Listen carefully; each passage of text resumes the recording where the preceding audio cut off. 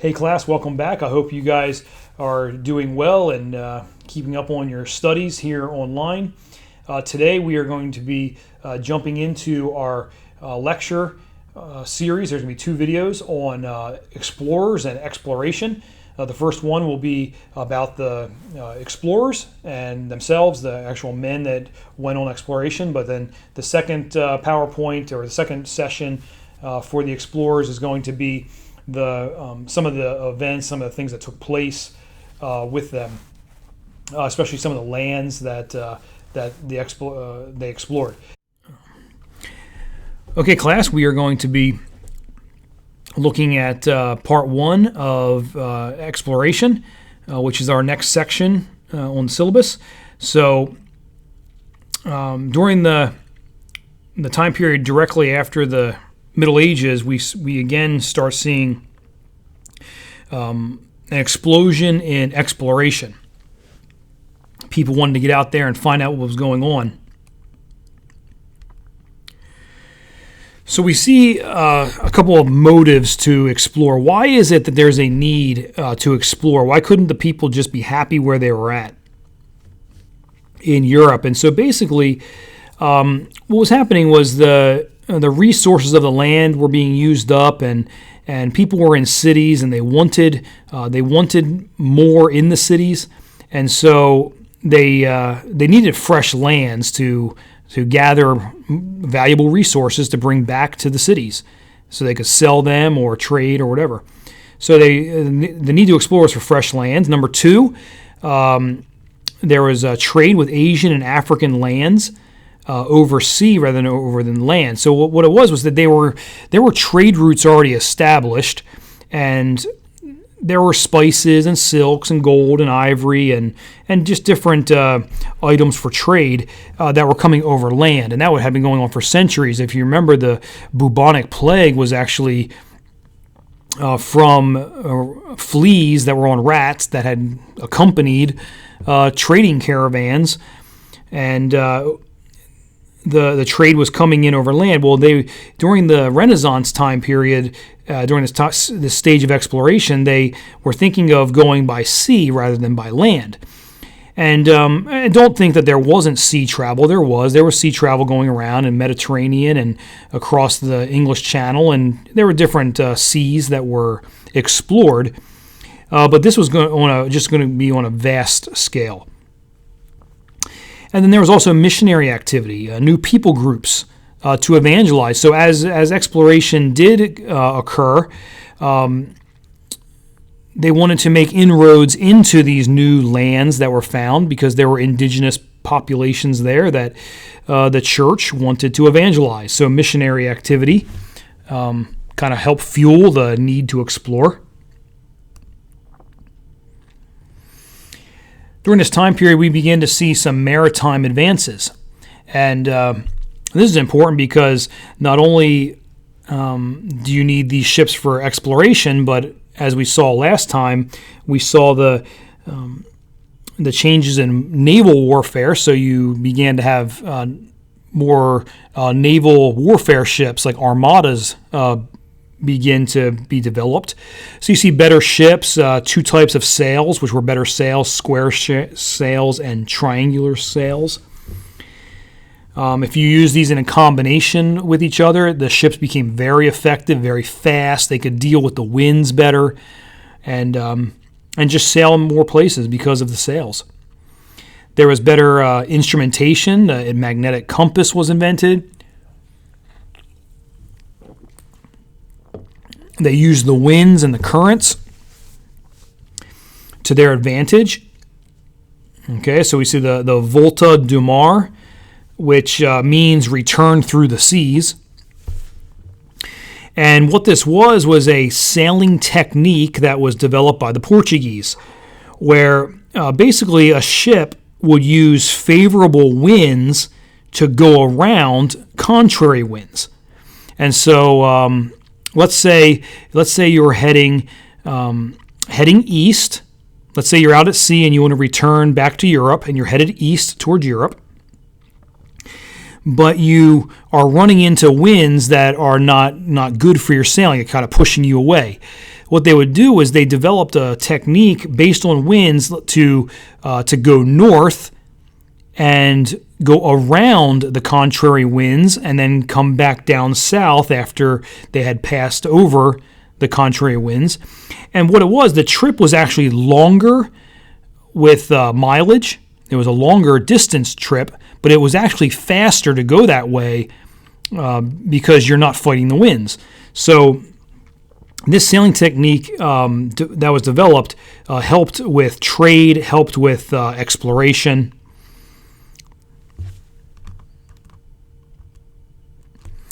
Okay, we're going to look at some of the important explorers during this time. Vasco da Gama, 1460 to 1524. He was commissioned by the King of Portugal to find a sea route from Portugal to India. Now, if you don't know where Portugal is, it's kind of like on the side of Spain. Okay, so find a sea route. And so instead of going over land, we're going to go by sea and try to get to India. He was the first European to reach India by sea. He opened trade with Asia. He actually set up a yearly spice trade armada, allowing direct trade between India and Portugal. And what that means is that you can save a lot of money with that direct trade. Before, the spices would, let's say, come from India overland. They would usually have to deal with traders and going overland and having to pay their way through different countries and through different lands to finally get to, in this case, Portugal. So it was a lot of middlemen, a lot of payment of tolls and getting there. Well, here you went from India right to Portugal by the sea. You didn't have to pay anybody. You didn't have to be stopped by anybody. And so it was very a way to save money and become very wealthy, actually, through the trade. And basically that paved the way for England, the English and the Dutch to enter the Indian Ocean. And that's where you start getting to the East India Trading Company, the Dutch Trading Company. So it paved their way to those famous trading companies to come. Here's a picture of da Gama. And on the map of the on the screen there, you see his route. And so he would come down here, go around the Cape of Good Hope, which is southern Africa, go up the coast of Africa, crossed over the Indian Ocean to India, and then return the same way. You should follow the arrows. I just kind of did it quickly. Return the same way and come back with the goods. So you see his voyage here, July 1497. He left and returned over 2 years later with the spices from India. So that was da Gama and his route. Next explorer is Prince Henry the Navigator, 1394 to 1460. He's the third surviving son of King John I and Philippa of Portugal, who sponsored exploration of the west coast of Africa. He helped found the University of Lisbon, which is in Portugal. Well, the reason that he is so famous, because he didn't do tons of exploring. He explored the west coast of Africa, so basically he went down the coast and back. Was that he supervised the building of a new type of ship called the caravel. The caravel was much lighter and faster, and it handled rough currents along the coast of Africa very well. Okay, so that's why he's famous. In fact, one of the ships that Columbus used was a caravel. And so when Columbus went with I'm not sure which one it was, I can't remember, the Nina Pinta and Santa Maria, one of them was a caravel. So a very light and fast ship. Okay, so there's Prince Henry the Navigator, and this is a very blurry map. I apologize for that, but up here is Portugal, and he basically went down the coast of Africa, and then went back. So he kind of explored this area.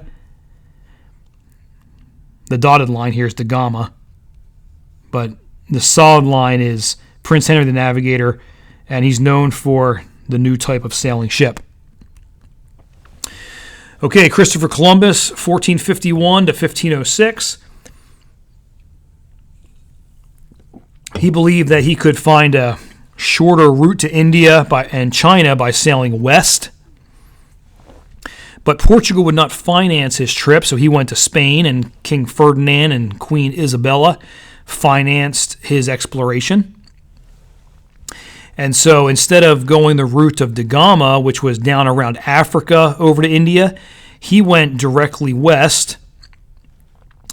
He sailed in 1492. Obviously, you know the phrase, 1492, Columbus sailed the ocean blue. He sailed with 3 ships, the Nina, Pinta, and Santa Maria, and after 5 weeks on the ship, he landed in the Caribbean on October 12th, 1492. First European to set foot on the New World. So he discovered America, and this ignited exploration of the American continents. So South America, Central America, and North America. So the plural continents, just exploration became focused on that area for the most part. Okay, there's Christopher Columbus, famous painting of him. Here's a route of his first voyage. Columbus made several voyages, but this is the first one. So he left Lisbon and came down here and to Canary Islands, came across the Atlantic Ocean, came down here into the Bahamas, explored northern Cuba. This is Haiti and Dominican Republic, north of there, and then came back up and returned to Lisbon. Okay, so we have a detail of the map here in the Caribbean. So he landed here on October 12th on one of the islands in the Bahamas. It's disputed which island it was, but it was definitely a Bahamian island. He landed there, did a little more exploration here, and then returned. Okay. Ferdinand Magellan, 1480 to 1521. He followed Columbus's idea and sailed west for a route to India. He departed September 1519. He rounded the tip of South America and landed in Guam in March 1520. He continued on to the Philippines, where Magellan was actually killed in the Philippines by the indigenous people in a battle. They had a battle there, and he died. And the ship, he actually started out with many ships. I think like 5 ships he started out with. Well, there was only one that returned to Spain. The ship left the Philippines, and rather than going back the way they came, they continued on through the Indian Ocean, which was now a familiar place, and returned back to Europe, going south around South Africa, and then coming up the coast of Africa back to Spain. And so that voyage circumvented the world. It was the first ship to circumnavigate the world, to go around the world. It was a very difficult voyage. They lacked food, fruit, vegetables. Many of them got scurvy. A good number of them died of scurvy because that's the body lacking vitamin C, basically. So they sailed from Europe all the way around South America and then all the way up to Guam, and that was where they first took on new supplies. So they went a long time without new supplies, and they got scurvy. And that scurvy, you obviously lose weight, your gums bleed, just a lot of problems. And so anyway, they ended up some of them dying of scurvy. Okay, so there's Magellan, which he died in the Philippines. Here's his route. And so they left Spain, they came down across the Atlantic Ocean, down around South America, which this is the Strait of Magellan, which is it's kind of a waterway that goes across modern-day Chile. This is Chile down here. And they crosses that. They came up across the Pacific Ocean. They stopped in Guam, got some supplies, continued on to the Philippines, where Magellan died, right here in the Philippines. They continued on, came into the Indian Ocean, and then around South Africa and back up home. So they went around the world. Okay, next explorer is Captain James Cook, 1728 to 1779. He was a British naval officer, and he was known for his map-making skills, an expert map maker. He made 3 journeys into the Pacific, and he was looking for a northwest passage, which he did find on his 3rd journey, actually. He founded the Northwest Passage, which is a waterway that connects the Pacific to the Arctic Ocean. He was the first European to set foot on the Hawaiian Islands, and he was actually killed by the indigenous Hawaiians. Okay, there's an image of him, a little blurry. I get these off the internet and then blow them up, and they get kind of pixely. But there's James Cook, and here's his voyages. So on exam number 1, you'll have to draw this for me. No, I'm just kidding. Just kidding. These maps are just for our information, kind of to see how they went and explored. But what's interesting is you see how they just went around exploring, and he was an expert map maker. But the second journey that he made, he did do a lot of exploration around New Zealand. Here's the Cook Islands that was named after him. Okay, so now we're in the Southern Pacific. During his first journey, he did a lot with New Zealand and also with Australia. Okay, the coast of Australia. He mapped the coast of Australia. But his 3rd journey is the one I wanted to mention. Left England, came down, and he actually came this way around South Africa, came this way to New Zealand, came up and around and everything, and he came to the Hawaiian Islands. He left the Hawaiian Islands and came up, skirted all along North America, up here along Alaska, and up here is where he found the Northwest Passage. He made it into this is the Arctic Ocean up here. This is called the Bering Strait. Here's the Bering Sea. So he went between Alaska and Russia. And this is the Northwest Passage up into the Arctic Ocean. Turned around and came back. Came to the Hawaiian Islands where he was killed. So he died here. All right.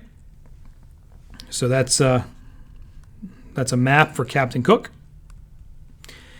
And that is it for Exploration Part 1. Okay, class, that's good for today. Hope you guys are enjoying the lectures. We have looked at the explorers themselves and kind of their routes and what they did. But next time we're going to be focusing in on some of the lands that they landed on, and just a few of the details in regards to the exploration itself. So stay tuned for that. Looking forward to seeing you next time.